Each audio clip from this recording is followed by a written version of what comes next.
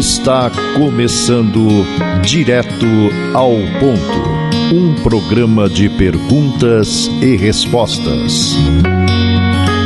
Direto ao Ponto, a sua dúvida analisada de forma lógica e equilibrada.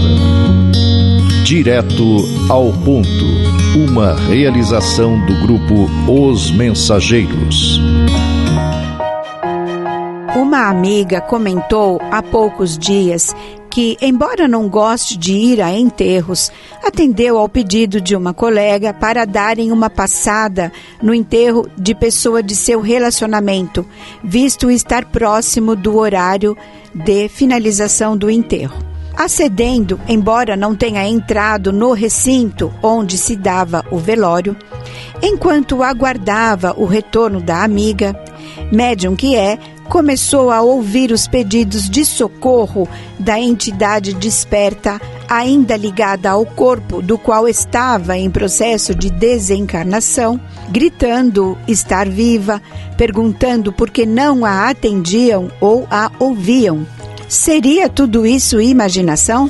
Apesar de intimamente guardamos a certeza de que a vida continua mesmo por vezes, seguidores do Espiritismo preferimos ignorar o conteúdo substancial oferecido pela doutrina. Ao contrário de inúmeras outras, fala de forma clara e objetiva sobre os detalhes dessa transição de nossa dimensão para aquela para a qual nos dirigimos. O Espírito Emmanuel, respondendo a uma das inúmeras questões a ele dirigidas pelo jornalista Clementino de Alencar para o jornal O Globo, reunidas recentemente no livro Notáveis Reportagens com Chico Xavier, enquanto opinava a respeito da cremação, esclareceu que em condições normais, o desligamento do corpo espiritual do corpo físico a ser abandonado pelo fenômeno da morte demanda em média 50 horas.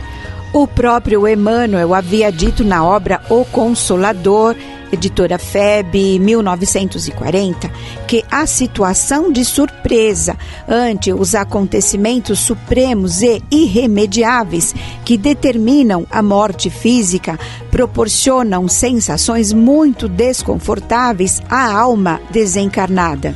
E o espírito Abel Gomes, em mensagem contida na obra Falando à Terra, pondera que somente alguns poucos espíritos treinados no conhecimento superior conseguem evitar as deprimentes crises de medo que, em muitos casos, perduram por longo tempo.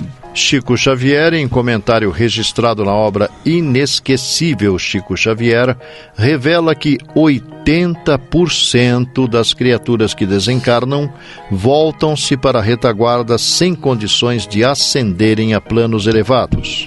Apenas 20% gravitam para esferas mais altas.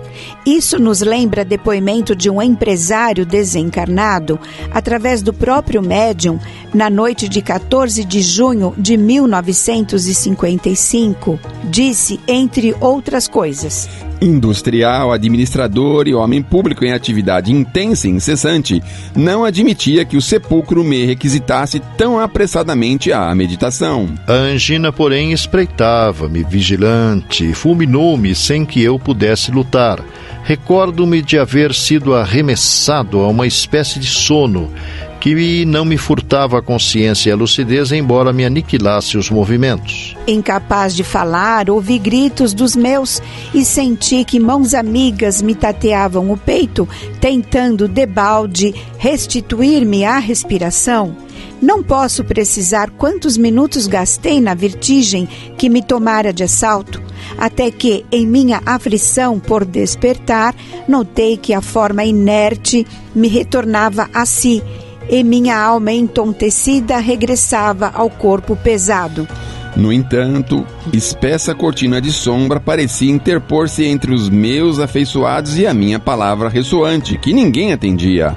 Inexplicavelmente assombrado, em vão pedia socorro, mas acabei por resignar-me à ideia de que estava sendo vítima de estranho pesadelo prestes a terminar. Ainda assim amedrontava-me a ausência de vitalidade e calor a que me via sentenciado.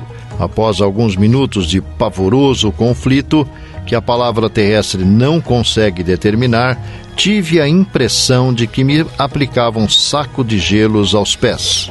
por mais verberasse contra semelhante medicação, o frio alcançava-me todo o corpo até que não pude mais. Aquilo valia por expulsão em regra.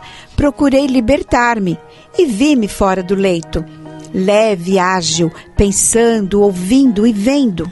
Contudo, buscando afastar-me, reparei que um fio tênue de névoa branquicenta ligava a minha cabeça móvel à minha cabeça inerte. Indiscutivelmente delirava, dizia de mim para comigo.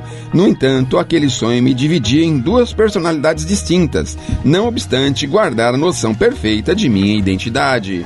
Apavorado, não conseguia maior afastamento da câmara íntima, reconhecendo inquieto que me vestiam caprichosamente a estátua de carne a enregelar-se. Dominava-me indizível receio. Sensações de terror neutralizavam-me o raciocínio.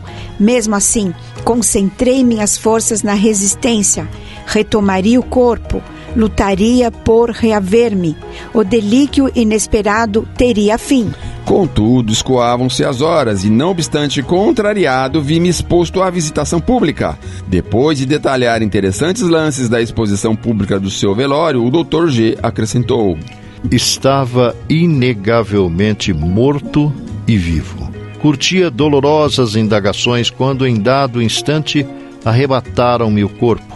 Achava-me livre para pensar, mas preso aos despojos hirtos pelo cordão que eu não podia compreender, e em razão disso acompanhei o cortejo triste, cauteloso, desapontado. A vizinhança do cemitério abalava a escassa confiança que passara a sustentar em mim mesmo. O largo portão aberto, a contemplação dos túmulos à entrada e a multidão que me seguia compacta faziam-me estarrecer. Tentei apoiar-me em velhos companheiros de ideal e de luta, mas o ambiente, repleto de palavras vazias e orações pagas, como que me acentuava a aflição e o desespero. Sentia-me fraquejar.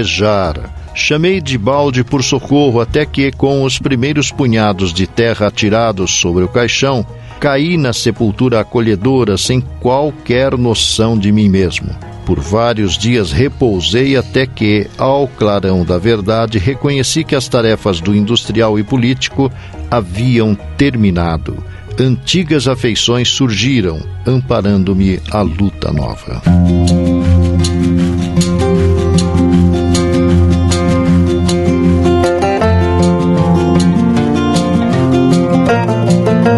O Grupo Espírita Os Mensageiros é uma entidade dedicada à difusão da mensagem espírita, sobretudo as recebidas pelo médium Francisco Cândido Xavier, e atua de forma absolutamente gratuita, tanto no Brasil como no exterior. Publica também o jornal Os Mensageiros. O Grupo Espírita Os Mensageiros tem também o seu braço social, a AME, que mantém atividades sociais no Glicério e em Carapicuíba, além de Piedade. Venha conhecer-nos.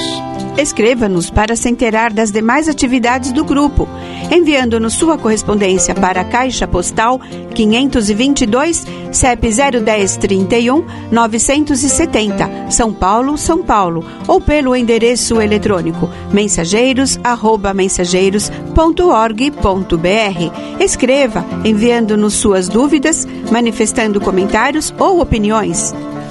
Na próxima semana, convidamos você para irmos direto ao ponto.